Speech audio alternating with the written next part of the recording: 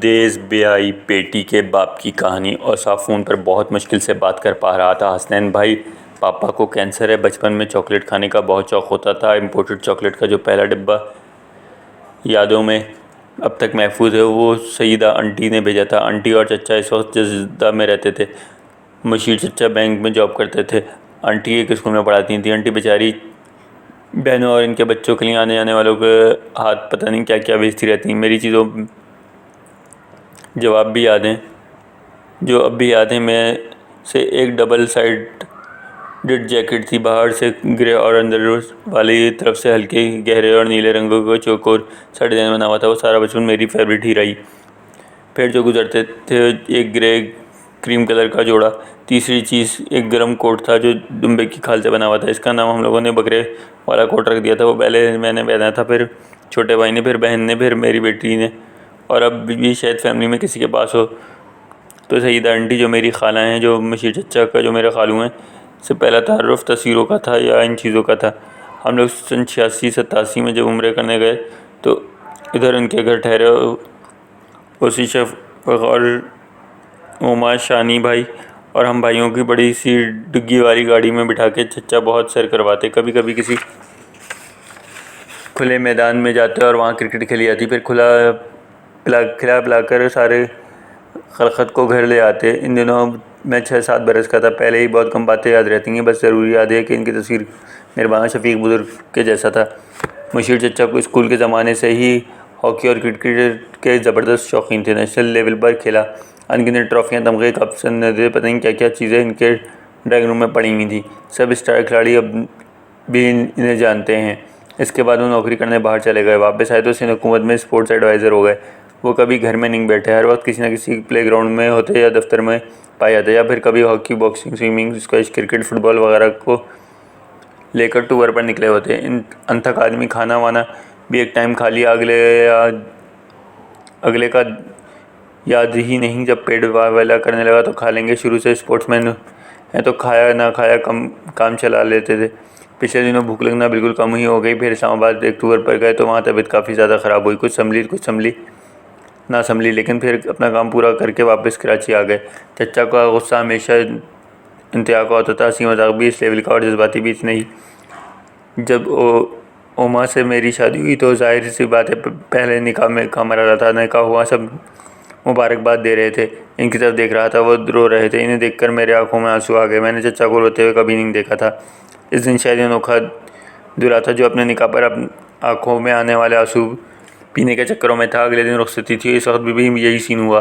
अभी कुछ दिन पहले छोटी बहन का निकाह हुआ और मैं बड़ी मजबूती से खड़ा था। घर में सबसे छोटा दिल है अल्हम्दुलिल्लाह, मगर इस दिन जब्त किए हुए था। निकाह के वक्त पत्थर जैसे गैर जज्बाती मेरे अब्बू रो दिए। अब्बू को देखकर फिर आंखों में पानी आ गया। अम्मी ऑलरेडी इसी पोजीशन में थी। अब स्टेज पे खड़े होना और रोने की एक्टिंग करना बड़ा अलिफ काम है, जैसे निभा लिया। लेकिन आयला की दफ़ा क्या होगा, इस दिन अभी तक यही सोच रहा हूँ। शायद बेटी की रुखसती के वक्त मैं कहीं इधर उधर ही हो जाऊँगा। इतना बड़ा दिल कहाँ से लाऊँगा। ये सब्र वाले बंदे निकले दोनों, पता नहीं क्या होगा, कैसे होगा। मशीर चचा की बेटी मेरी शरीक हयात को कराची से मुल्तान और बाद में लाहौर आई।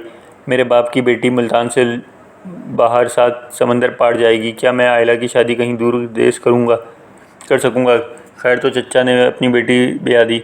अब ओमा साल के साल कराची जाया करती थी। इसने जब जॉब शुरू की तो साल का वक्फा बाज़ औक़ात और भी ज़्यादा बढ़ जाता। ईमानदारी की बात है यार, तनख्वाहदार बंदे की एक बरस में कितनी बार कराची का फेरा मार सकते हैं। लेकिन मैं बाहर अपनी जगह परेशान रहता था और अब भी हूँ।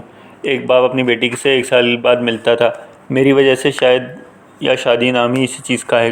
कलेजे से 24 घंटे लगाए पाल पोस के लाड उठा के ऐसी जालिम दोस्ती करके अच्छे बुरा वक्त गुजार के अब एक बाप अपनी बेटी को ऐसे रुखसत कर देता है। सर, अपना तो सोचने का हौसला नहीं होता। जिससे रोज़ बातें होती हैं, इससे फ़ोन पर बात की जाए या कंप्यूटर स्क्रीन पर इसे देखकर खुश हुआ जाए, या तो मैं कुछ ज़्यादा ही नाजुक बाप हूँ या मजबूती वक्त के साथ आती है। मामला बड़ा अजीब व गरीब है। पिछले दिनों ओमा एक वर्कशॉप थी। मैं और आयला भी साथ गए। हम लोग होटल में बैठे चाय कॉफ़ी पी रहे थे और वो अपनी वर्कशॉप में थी। मुझे औसाफ उमा का भाई मेरा खालाजाद का फ़ोन आया गया कि इसने 2 बुरी खबर सुनाई। मेरे लिए इस साल की सबसे तकलीफ़देह बात इसकी डायरी की पहली लाइन थी, हसनैन भाई पापा को कैंसर है। अगले दिन उमा कराची चली गई। मैं उसे कुछ समझा नहीं सका। हौसला दूँ तो किस बात का दूँ, सब्र करने का कहूँ तो क्यों, किस तरह कहूँ, तसल्ली दूँ किस मुँह से दूँ। वापस आके ज़हनी तौर पर वो हमेशा वहीं होती थी। रोज़ कराची फ़ोन करती, खैरियत मालूम की जाती, लेकिन अजियत कम ना होती। कैंसर का मर्ज दोनों को खा जाता है, मरीज़ को भी और उसके प्यारों को भी। एक इंसान आपके सामने हंसता बोलता चलता फिरता है, तबीयत ख़राब होती है, लेट जाता है और दिल में तलाते हुए फारिग होकर थोड़ी देर में बात करने लगेगा, लेकिन वो कच्ची डोर जो उम्मीद की बंधी होती है, बस वो एक रेशा बाकी रह जाता है। आप मुस्तकिल एक बेयकीनी में हो रहते हैं, एक न ख़त्म होने वाली परेशानी, शदीद मायूसी ज़िंदगी का मुस्तकिल हिस्सा बन जाती है। शुरू के 15 दिन तो चचा को नहीं बताया, सब डरते थे कि इनका रिएक्शन क्या होगा। फिर जब तबीयत ज़्यादा बिगड़ गई, अस्पताल दाखिल हुए, डॉक्टर ने केमोथेरेपी का मशवरा दिया तो एक नया मरहला था। डॉक्टर से ही कहा गया कि इन्हें खुद चचा को इन्फॉर्म किया। इसका जवाब सबके लिए हैरान किस हद तक बहादुराना था। इन्होंने सिर्फ यही कहा कि यार जो हो गया सो हो गया, मैं लड़ूंगा, आप जब चाहें। कीमोथेरेपी शुरू कर दीजिए। स्टेज 4 थी। डॉक्टरों ने जो मुमकिन हुआ किया। आंटी 24 घंटे में शायद 3 घंटे भी ना सो पाती हूँ। हर वक्त इनकी तीमारदारी में मसरूफ़ उसी जैसे औलाद खुदा सबके दिए बगैर माथे पर शिकन लाए। हर मुमकिन खिदमत की। जो काम मॉडर्न घरों में मेल नर्स रख के किए जाते थे, वो सब भी औसाफ नहीं किए। 4 सेशंस के बाद पहाड़ जैसा हौसला वाली औसा के पिछले हफ्ते सुबह 6:30 बजे दूसरा फ़ोन आ गया।